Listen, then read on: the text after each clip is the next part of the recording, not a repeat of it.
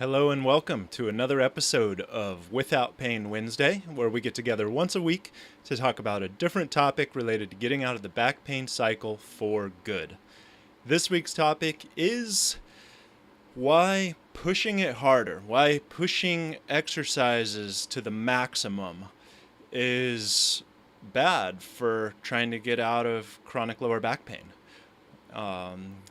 It's something that is innate in all of us that we want to do more and try harder with the expectation that we'll get more benefits.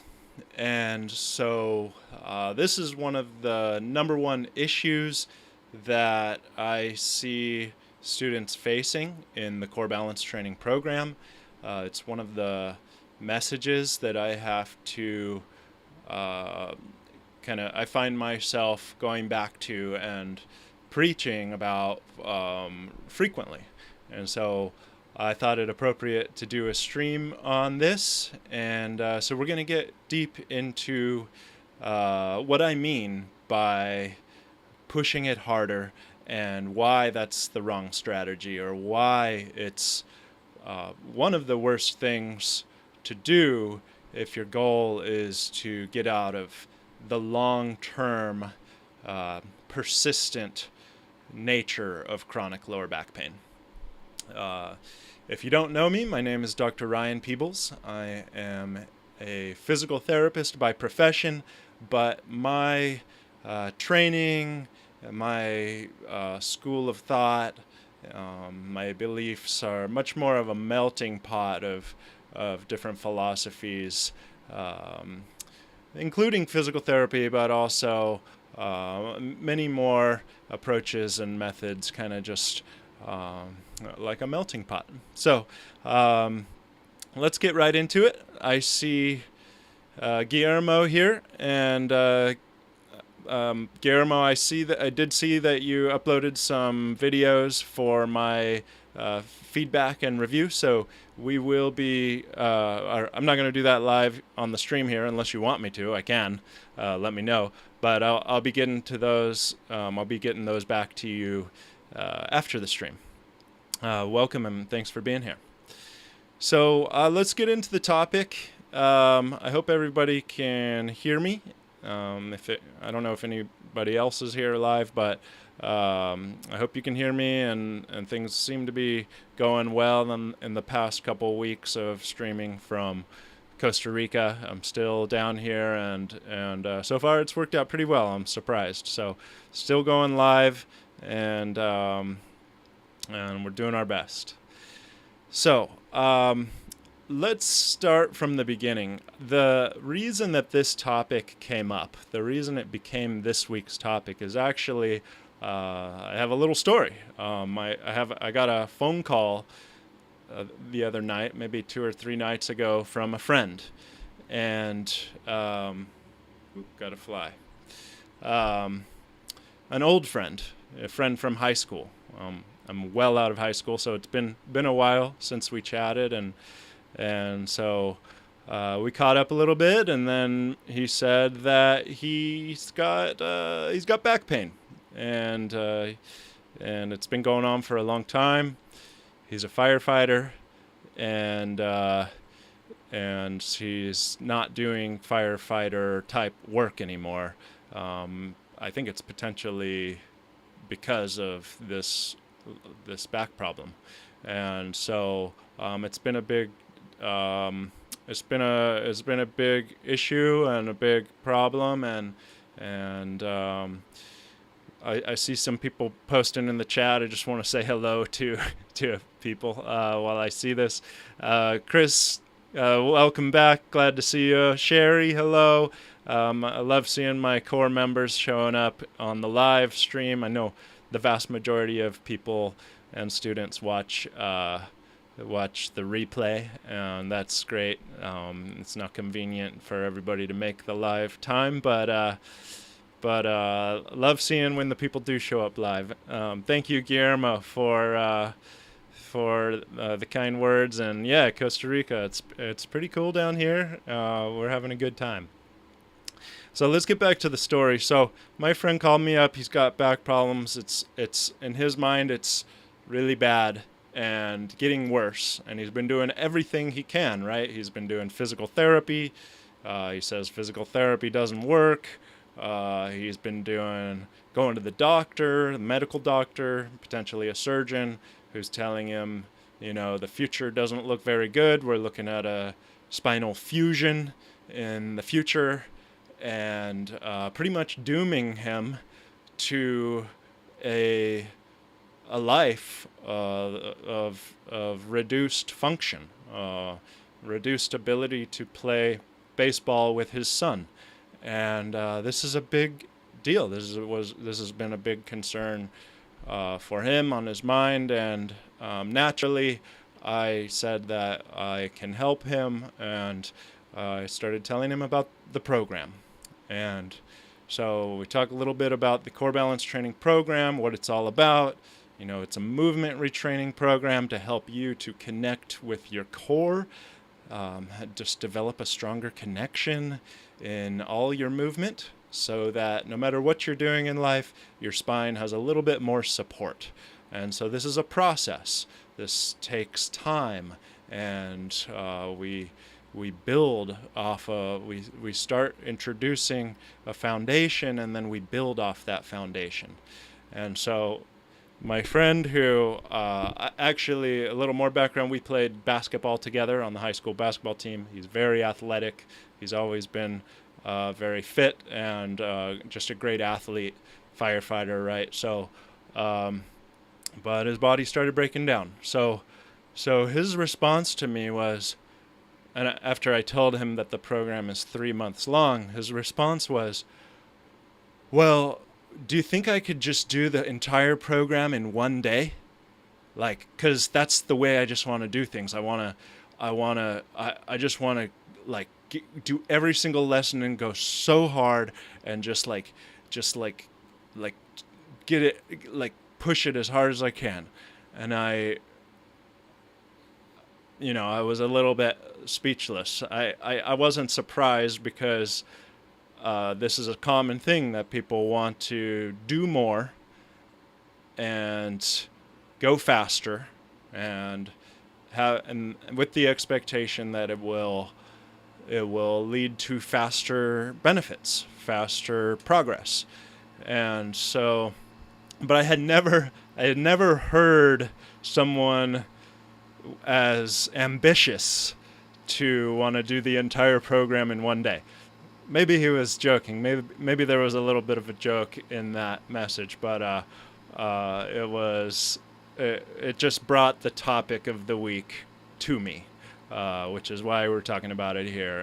And so we're going to basically break down why it would be impossible to speed up the process of healing, the process of neuromuscular retraining, and the process of building this connection that we are forming into our core, simply by just doing all the exercises all at once and going really hard, and just like, he was explaining to me how he's doing his physical therapy exercises, and he's just adding weight. He's doing, dead bug, which is a really common exercise. We do a version of it in the program where we implement the core anchors to the dead bug, but he's doing the basic physical therapy one, holding weights in his hands and going just really intensely, with the impression that will speed up his progress. And so I think it's a really common viewpoint. Maybe not everyone is ambitious as my friend, but this tendency to want to do more and get to the goal faster. So let's talk about why that's not possible. And let's and if any questions pop up along the way, feel free to post in the chat, and I'll be checking on that periodically. So I'm going to switch over to different scene here, And that's not the one I want. This is the one I want. Okay. So we're going to talk about, there is a lesson on the in the program on this. We're going to be talking about the difference between the global muscles, which you see pictured here, and the local muscles, which you see pictured here. And so, like, we're going to start off with the biomechanical, neurophysiological reason, the science of why this doesn't work, and then we'll get into some other reasons as well, like more theoretical. So when you look at the human muscular system, you're looking at surface muscles. When you're looking at it from the outside, these are all surface muscles, and pretty much all of these muscles are designed for one primary purpose, and that purpose is to move the body. That's what they do. And so some people describe these as power muscles. They can generate a lot of force because they pull on levers really well. And the alternative, so these would be the global muscles, and these are the ones that are responsible for pulling us out of alignment, and they develop imbalances between each other, and we get poor posture. The contrast is the local muscles, which I call the deep core. And these muscles are not necessarily designed to move the body. Their primary design is to create stability and support. In this case, for the spine, and so that the limbs, the arms and legs, have a foundation, a strong foundation, to pull their levers off of. So one end of the lever moves and the other end is stable.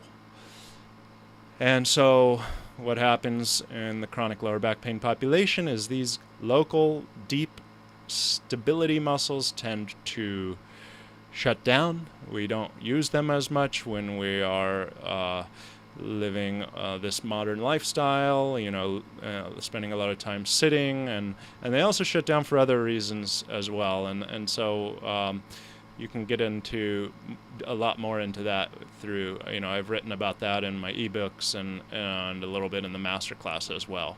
But when these muscles shut off, the global muscles try to take over. They go into protective mechanism, and it creates problems.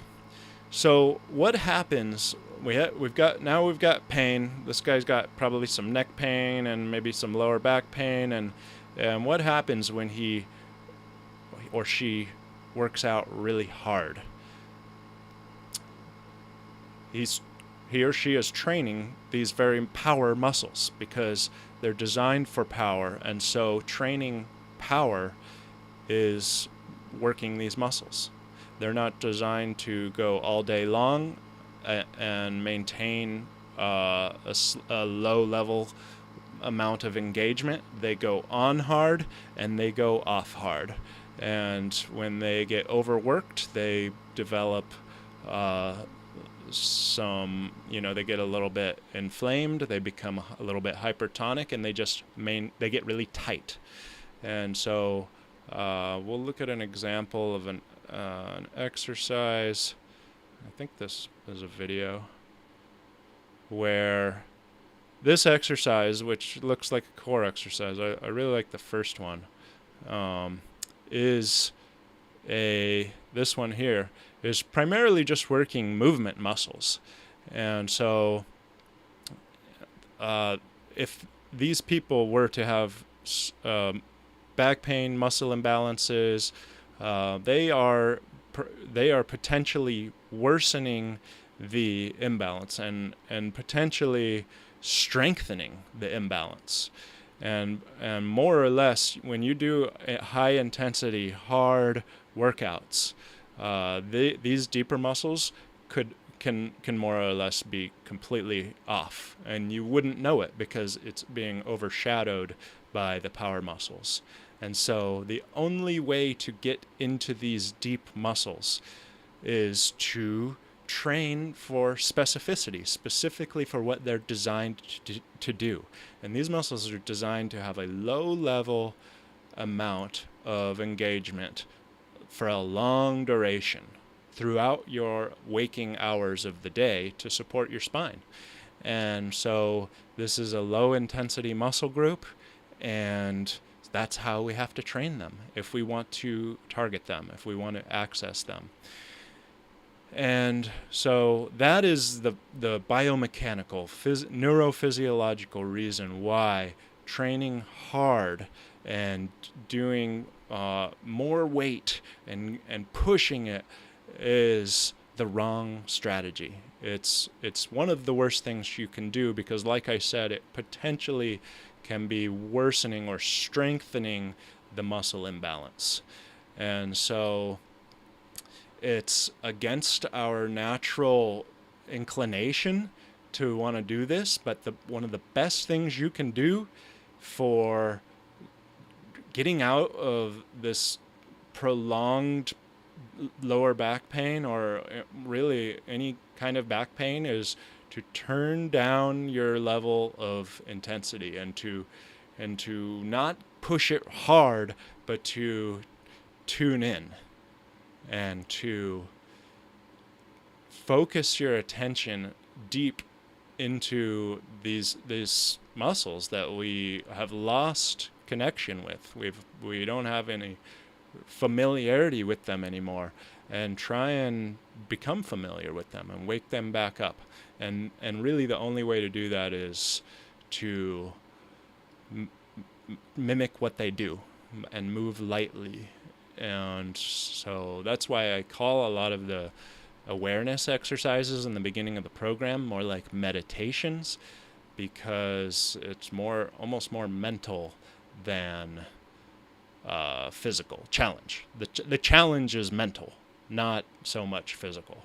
And we do get into strengthening exercises later in the program, even as soon as week 3 and week 4 and beyond, we start strengthening, but we don't do this kind of stuff until we know that the deeper muscles are on, so that the spine is supported, and so that these levers pulling on our foundational trunk, our core, are not creating more problems.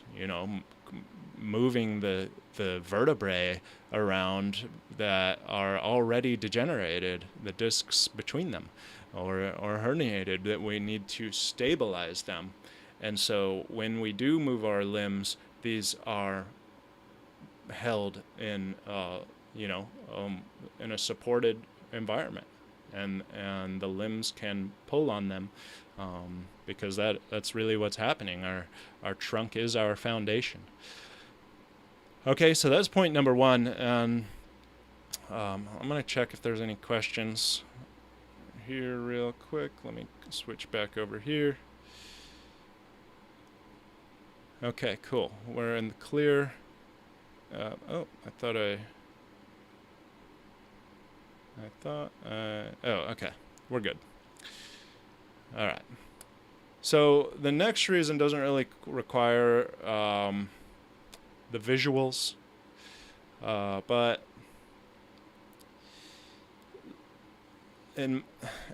I guess you could call it theory, but I think that other people would agree with me. The body, and this would more point towards like trying to do all the exercises in one day. The body, the human body, and probably a lot of creatures, doesn't like rapid change.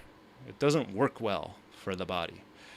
It likes to adapt gradually.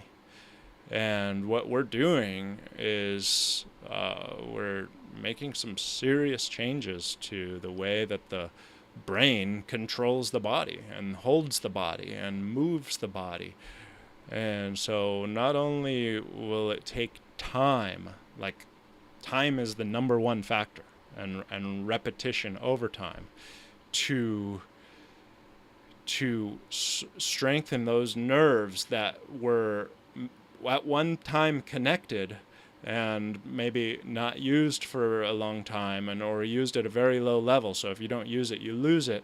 They kind of dwindle away, and we need to reconnect and strengthen those highways, basically, of electricity, so that they can handle more energy and more electricity running through them. So that takes time, just like from a I don't know what you want to call it, biological perspective, to grow and make those changes. And also another way that the body doesn't really like rapid change is just in its environment. One of the kind of areas of physical therapy where I really learned about this was in footwear and foot injuries, foot problems, chronic foot pain. When people make a drastic change to their footwear, it can have really serious effects on the rest of the body. And one could think that it's not that significant to change footwear, but it is your main contact with the earth, primarily when you're awake in your day. And so in order to successfully adapt footwear, it has to be done slowly and gradually. You can't go from a highly supportive shoe to a barefoot shoe in one switch. I would never recommend that. And if you needed to go from less supportive or barefoot to more support because you had an injury or something, even that can have a serious effect. So anytime you're changing footwear styles in a long-term sense, you want to level your way down towards the goal. And that's because, like I said, the body does not do well with rapid changes. And so we are creatures of adaptation, and that tends to happen slowly over time. And I just want to point out that the program's about 12 weeks long, and I think, there's been probably, I don't even know how many years of like pretty much brain-racking thought I've put into the design and the layout, the order of the lessons, and the space between them, and the time that it takes to go through them. But it's been a lot, and I believe that this 3-month process is about as fast as you would want to go through it. A lot of people take longer. A lot of people take more, like 4 or 5 months to get through the program, and that's what's most appropriate for them. And a lot of people do go through it in 12 weeks, but that's about as fast as your body will make these changes, unless you're starting off already ahead and you have a good connection already. But that's not typically the type of person that finds this program, because it's just not very common for chronic lower back pain for people to have a good deep core connection. So we have to start at the beginning, and yeah, it's just really tough. It's tough on the human psyche to want to go to do things slowly, to do things lightly, and to be patient about these changes. But in my opinion and in my experience, I think it's the best way to do it. And I always say to the students, slow progress is the most sustainable kind of progress. It's the best kind of progress. it has the most lasting effect. So I see a question coming through from Chris. It says, would you recommend any weight training during the CBT program? For example, biceps, triceps, shoulders, etc. Yeah, so I'll talk a little bit about that, Chris. I'm pretty much done with my topic, but you know, the real main reason is you know, neurophysiological, and that is that exercising hard is training the wrong set of muscle groups. And so I'll do a little conclusion at the end, but let's switch gears into the Q&A, and I'll start with your question, Chris. And I do have at least one other similar question to that, so I will do that one next. So basically, biceps, triceps, and shoulders. I like the idea of doing shoulders. Depends how you define shoulders. But you know, the shoulder girdle includes part of the core, you know, the shoulder blades, and so we are training, you know, with postural training like the front anchors, push away and stuff. We're training the shoulder girdle. We're training the upper thoracic, mid thoracic, and just like the posture of the upper back to be able to stay more open. And so I like that. As far as biceps and triceps, the farther you get away from the center of the body, the more likelihood that if you haven't developed a strong foundation before doing that type of training, that you could be just contributing to the problem. And so my encouragement to you, Chris, and to anybody would be, if you're going to be doing like dumbbell curls or any kind of, you know, tricep like donkey kicks or something like that, that you stay focused on your core during that exercise, and it's a pretty cool switch that happens in your mind when you realize that every single exercise and movement can become a core exercise as well, to maintain that stability in your trunk, and to have the challenge be the resistance that occurs when the levers pull on the trunk. And so to be able to maintain that stability, that connection, that anchor triad with the different amounts of force pulling on it. So yeah, it'd be really similar to doing like the bird dog or the front anchors challenge. You know, we're lifting our arms and legs, but that's not the exercise. The exercise is keeping the trunk and the core stable or connected, and you can do whatever you want with your arms and legs. So I hope that answers your question, Chris. If I were gonna like do a weight training like regimen or recommendation to anybody during the program, it would be more like I'd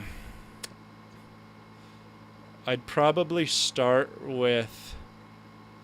in phase 2, once people get like just at least introduced to the anchor triad and the hip hinge, and maybe even deadlift and squat.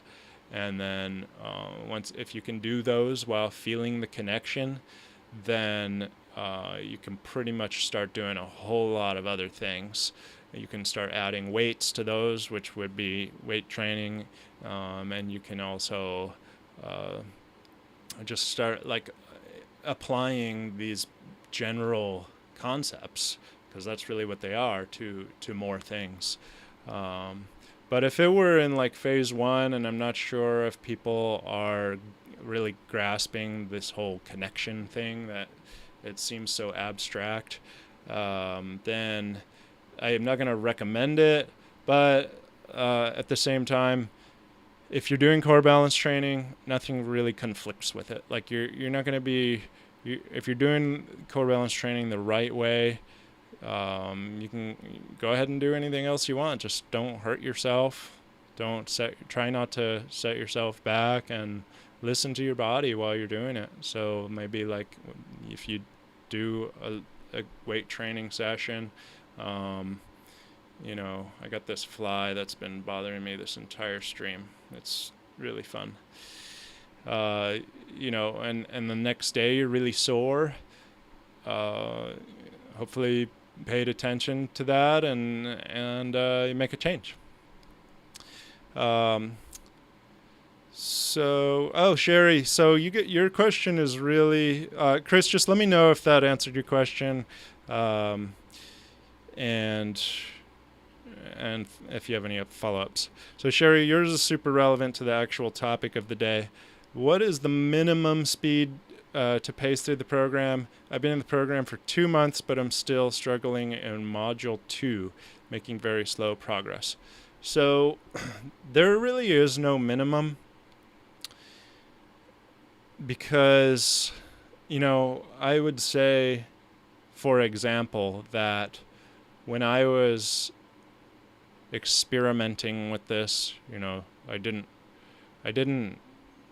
the program didn't exist. This is not copied from anywhere. So it came about organically through experimentation and learning different, basically, principles of all these different schools of thought, and putting things together. So I was doing this for my own body, and when I was experimenting and figuring out these connections, I would say that I probably spent about 5 months, Sherry, in the equivalent of module 1 to maybe phase 1, module 1 through 4. I probably spent about 5 months doing that stuff only, and not adding in the other more complex things. And that's what worked for me. I didn't have it laid out for me, but it really worked well. And I continued doing that stuff actually for years. And I've found myself getting back to that lately because of all the surfing that I'm doing down here in Costa Rica. It's very, very repetitive activity, and it can lead to issues in the body. And so I'm going back to the basics. I'm going back to core balance training and phase 1 stuff, and it's been awesome. So, there's no minimum. You can do this stuff for years, and it's beneficial. And the reason that I encourage people to go slower is because the better that you can get these early foundations, it just makes it a lot easier to add the complex stuff on top, like exponentially easier. And you have this stuff for the rest of your life. You're not going to forget this stuff. I really genuinely believe that this is lifetime stuff, and it has a lifetime impact, because it changes your relationship with your body. So that's a really great question. I've wanted to receive that question for a long time, to be able to say this stuff, that there's no minimum, and you learn this no matter how long it takes you to learn it. You get to keep it, and you go, so you're doing the right thing, Sherry. Go at your own pace, and send me an update on what you're struggling with in module 2, and we'll see if I can give you any guidance. The front anchors can be quite tricky. Most people, I would say, we did kind of a lot of last week's stream on the front anchors. Most people, I would say, have difficulty with the front anchors in the beginning, and the ones that stick with it, there comes a day where it just clicks, and they're like, oh my gosh, I get it now. And when that day comes, it leads to a lot of possibilities, a lot of future progress. But it can feel like a lot of stagnant, like, plateau type time before that breakthrough happens. So encourage you to stick with it, and just let me know what I can guide you with. All right, we're gonna go into some student questions from the course, and then we'll be wrapping this thing up. I don't think there's a whole lot of questions today, so this may be this stream may actually stay under an hour, which might be a first. All right. I didn't type out the questions today, but I have them right here in front of me, so I'll read them just like last week.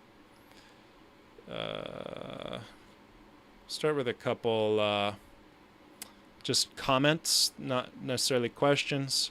Helen says in the push away concept, she says, I played with the idea of pushing away from or pushing down towards. There's a subtle difference.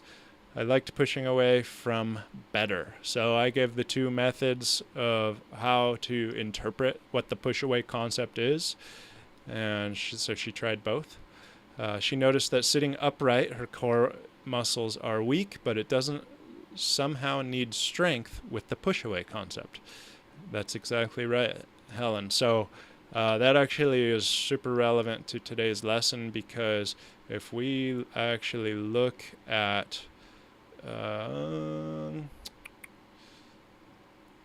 here, remember, these muscles don't do power there, and so strength and power are very related, and so they're not going to be your weightlifting muscles. These are going to be your low level, slow movement or no movement, squeeze and hold and stabilize muscles to create, these are the ones in the front that help you create intra-abdominal pressure. And when you increase the pressure in your cylindrical chamber of your abdomen, it increases the stability within that chamber. And so these really just squeeze and they tighten, and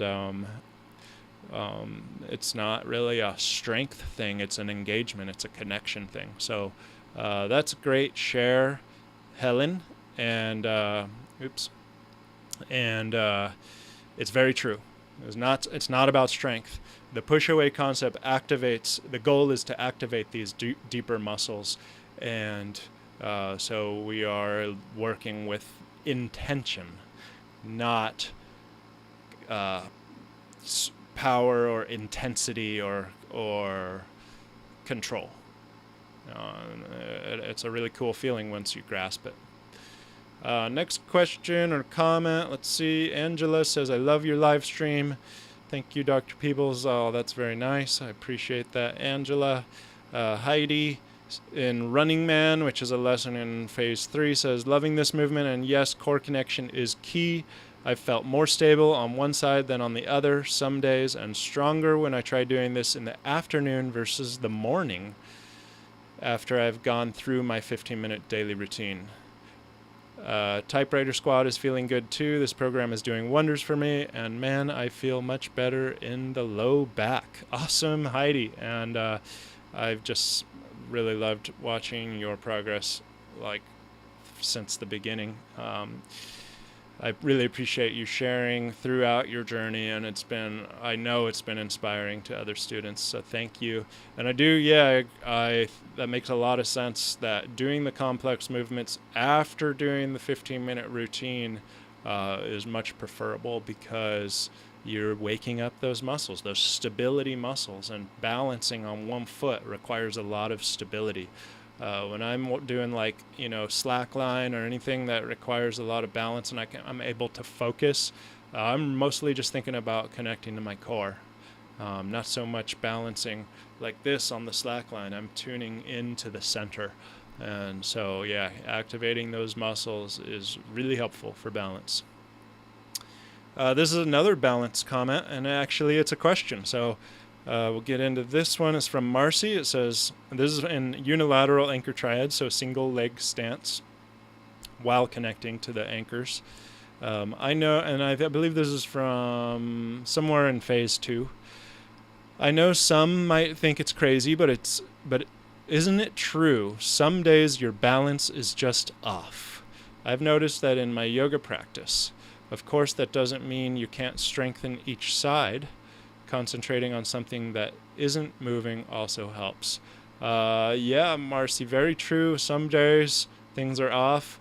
I'm not going to begin to understand why, but just recognizing it is important, and some days things are just on. So when we have those off days, and in more ways than one, it can be really beneficial just to observe that and accept it. Be like, maybe today's not the day, but tomorrow will be better. And there's something to be said about pushing through and challenging your balance on those days as well. So yeah, definitely I agree. Some days I feel off as well, and yeah. Oh yeah, concentrating on something that isn't moving, definitely, like the horizon. Okay, next question. Let's see. I'm going to see if there's any live questions here. Okay, Sherry, we've got a follow-up from you. Says, lots of low back strain and vulnerability as I try to connect either front anchor to the floor. Is this because my core muscles are not ready for this yet? No, I don't believe that your core muscles are not ready. If you watched the last week's stream, Sherry, I think I tried to emphasize in the front anchor's awareness position the value of just laying in the position and breathing. And so that doesn't really require much in the way of muscle activity, but just allowing the muscles to relax into this different position, and prone position, face down, and then feeling your breath expand into your pelvis and your lower back, because when you're laying face down, the floor is blocking your breath from going out the front, and so it's sending it. It's a physical barrier that sends your breath into some other areas of the body, and it feels really cool to feel that expansion. So if that's painful, then there's something else going on. And so I don't think it's about core muscles not being ready. But if it's not painful, then I recommend doing that, and then just like from zero, so we'll call that zero, then gradually introducing a little bit of muscle engagement to do a really, really, really low intensity push away would be the next step, or just connecting the pubic bone to the floor. And you go from 0 to 1 or 0 to 0.5. And so you find where your edge is and you work right underneath that. Chris, let's see. Any advice for resolving foot numbness and fatigue in the lower leg? I no longer feel like I have nerve impingement. That's awesome. But the fatigue numbness remains. That's really great. That's like huge news, Chris. So excellent job doing the work to help yourself and potentially unimpinge that nerve. It's not easy, but creating space in the spine is possible, and so way to go. So numbness, it may just be a situation where it's going to take more time. Nerves tend to react shockingly slow when it comes to healing. They regrow at an incredibly slow rate, and they just tend to have like delayed effects. So It may just be more time. Keep doing what you're doing because it seems to be working, and it may just take more time of doing that and continue the progressing through. But it also could be that if the numbness has been going on for 10 years, that's just something that you're going to live with. And a lot of people do. And I know in my case, I have a little bit of decreased sensation in my shin. Like it's like the most kind of insignificant area of the body to have reduced sensation, but I don't really notice it. I kind of live with it. And if it's another area of the body that's more significant, then it may be a matter of learning how to just live with it, or to get by with it and accept it and kind of maybe even forget about it, or if it hasn't been going on for like 10 years or more, then, it's patience.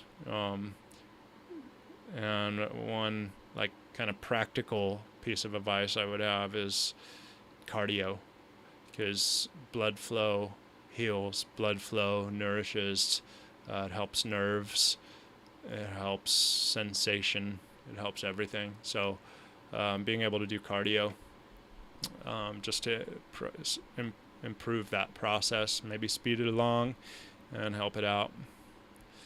Hopefully that helps, Chris.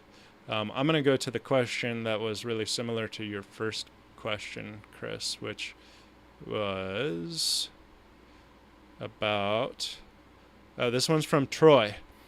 It's about the rowing machine. He says, I have suspended use of my rowing machine while doing this program.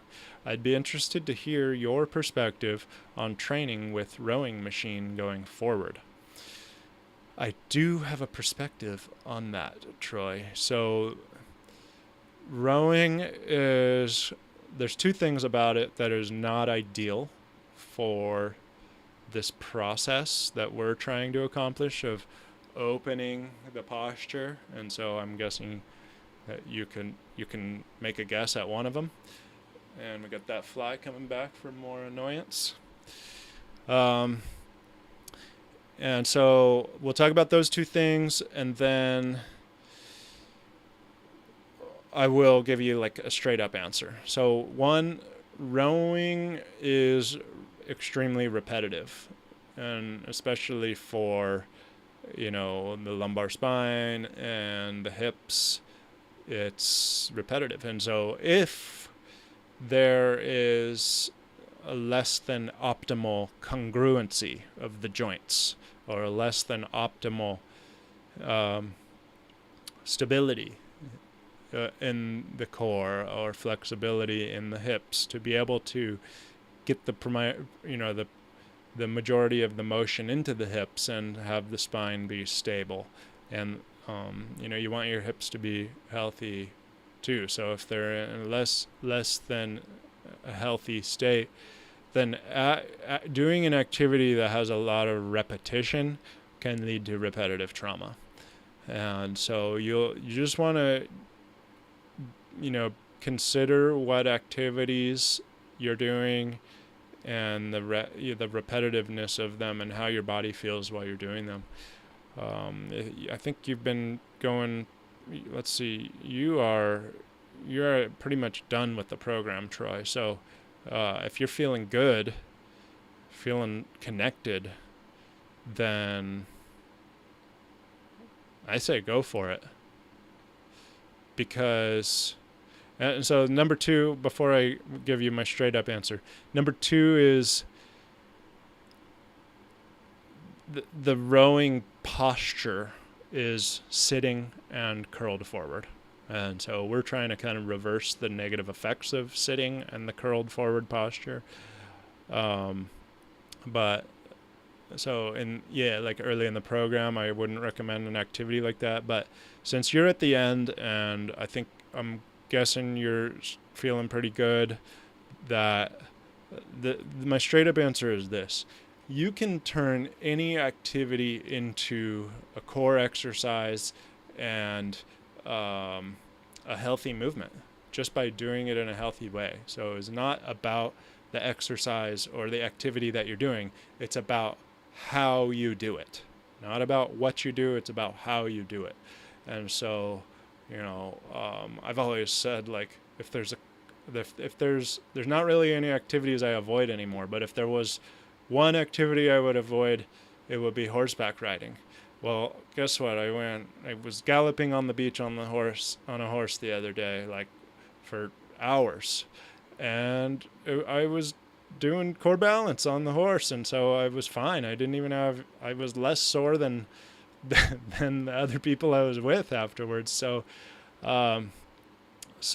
it's not about what you do, it's about how you do it. And I would say get back into the rowing, apply the core balance training principles, the core connection, the anchors, turn it into a core exercise and see how it goes. Yeah, I give you the go ahead. I support that.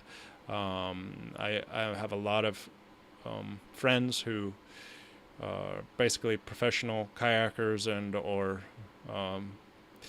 into rowing, and so it can have its negative effects on the body, but it doesn't have to. Depends how you do it, not what you do. All right, Greg says Front Anchors Challenge 2. He says he feels improvement. I'm gaining more stability each week. I'm confident that this program will be a good long-term solution for my lower back issues. All right, that sounds like a testimonial to me. Thank you for sharing, Greg. And last question. Let me check the live chat here. Okay, Chris, just a little follow-up from you. Says your issue is November 2021, so let's do a little math. We are at 8 months, and you got a lot of hope, Chris. So yeah, my best advice is just to continue doing what's working for you, because something you're doing is working. And as you get stronger, as you feel better, continue progressing on. If that means doing core balance training, going through the program, keep pushing it, and not in the sense of intensity like what this stream's about, but just pushing that edge of you being able to do functional movements and while keeping that connection to your core. And I have hope for you, man, that the fatigue and the numbness will get better. Yeah, simply by keeping doing what is working for you. Okay, so I think this is a question. Yeah, there's a question here. So this is from Bridget. It's on the typewriter squat, which I believe is in phase 3. So she's almost done with the program. Says, hi, Dr. Ryan. This feels good and works for me. I had a few days of back discomfort, so backed off a bit with new movements. It seems that my back gets sore or achy after sleeping on a bed. Sleeping on back isn't comfortable, but sleeping on sides seems to put my hips to sleep. Ideas for what could be best for back comfort. Thank you, and looking forward to hearing your ideas. Okay, Bridget. So, sleeping, like questions in general, are one of the more common questions I get. So, definitely have some advice, and I'll try to, keep it fresh and have some original things to say. Because I've definitely had a lot of questions on sleeping, talking about positions, and shared stuff about that in previous streams. So I can refer you to just like, I don't know which streams, but that we do label the chapters in the description of every stream. So if you can look in the chapters and see if there's a question on sleeping, and I'll have maybe said some valuable information in those past streams as well. But for today, for this one, I'll try to be specific to you. So sleeping in bed can cause soreness for, like, I don't know, 3 or 4 different reasons. One is the mattress. 2 is the position. 3 is what you did that day. 4 is just simply the state that your body is in general in this period of your life. You know, if sleeping is kind of a time for your body to kind of like heal from the day, if there's a lot of existing muscle imbalances, stuff like that, people can just wake up sore because they made it through the day, and then the body heals a lot through the night, and that then there's like stiffness and kind of soreness when they wake up. I don't think that's going to be you, because you're in phase 3 doing the typewriter squat, so we're going to assume that you've made some progress with your body, and so we're going to eliminate that one, and we'll also eliminate what you did during that day, because you're saying it in more of a general sense, like it seems like it happens in a general like a general night, just sleeping on the bed. So we're going to say it's either mattress or sleeping position for you. And we'll talk about mattress first. So if you have a soft mattress, or a mattress that is too soft, sleeping on your back is going to hurt.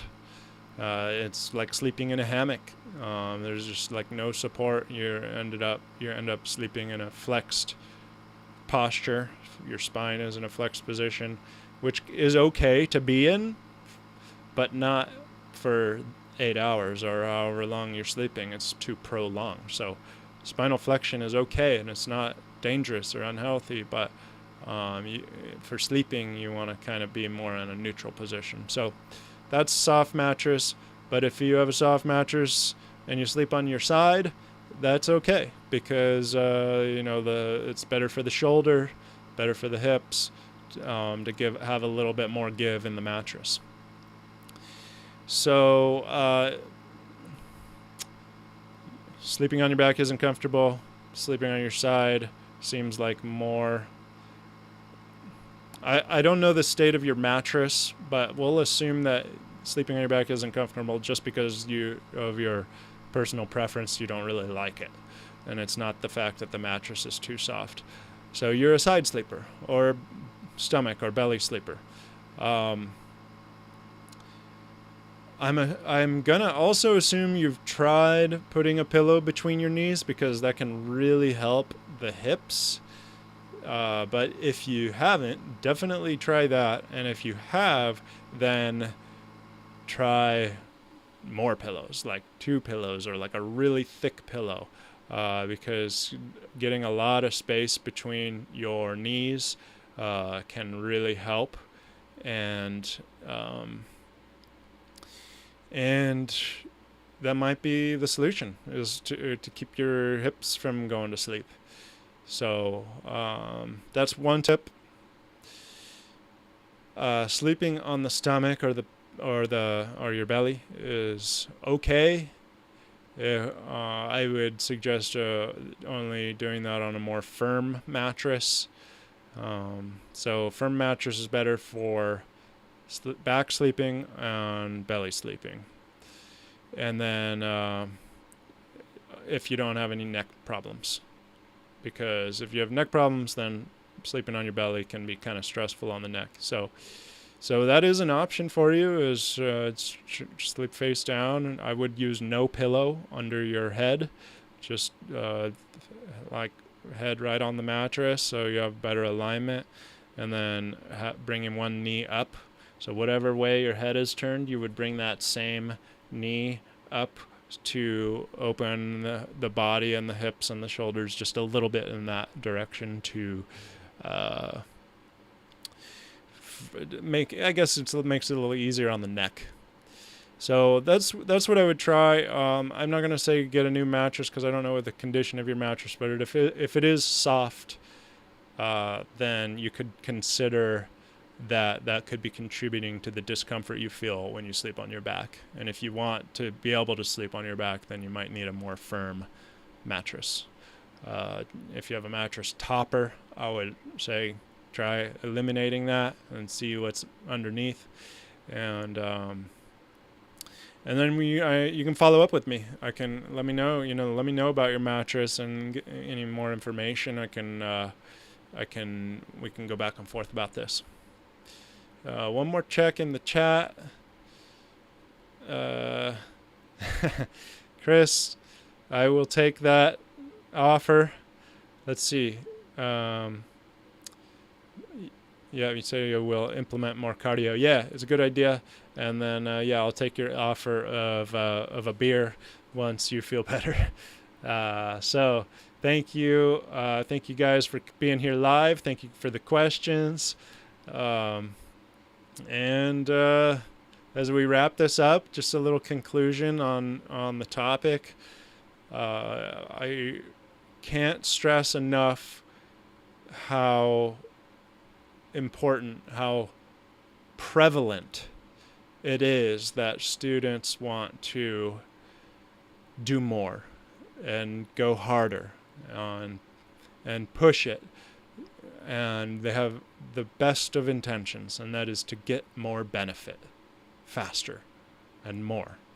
But that's counterproductive for the way the body works. So in order to get the maximum benefit for training the muscles that are designed specifically to support your spine, you have to turn down the intensity and work at their level. Do exercise and movement specific to what they're designed for, which is low level, long duration, subtle engagement to support the spine. And so that's how the program starts. And then we work our way towards doing higher intensity things, but only once you have that deep core connection in place do you want to add in the layers of training the power muscles that live on top and are the ones that are commonly responsible for a lot of the problems, the muscle imbalances, the postural dysfunction, the movement dysfunction, and a lot of spinal conditions and pain. So it's not good versus bad. It's not that the global muscles are bad. It's that they need support. They need support from the deep core, and we got to turn down the intensity to get to the deep core. Then we can start training. Excuse me. We can start training the global. Wow. Excuse me. We can start training the global muscles. So that's it for today. Thank you for watching. If you're here live or watching the replay, appreciate you. And as we end the stream, I encourage you to do something good for your body. Get down on the floor and connect to your core, because our bodies do so much for us. So we'll pay back the debt a little bit by getting down on the floor. So thank you again, and until next time, stay connected. All right, take care.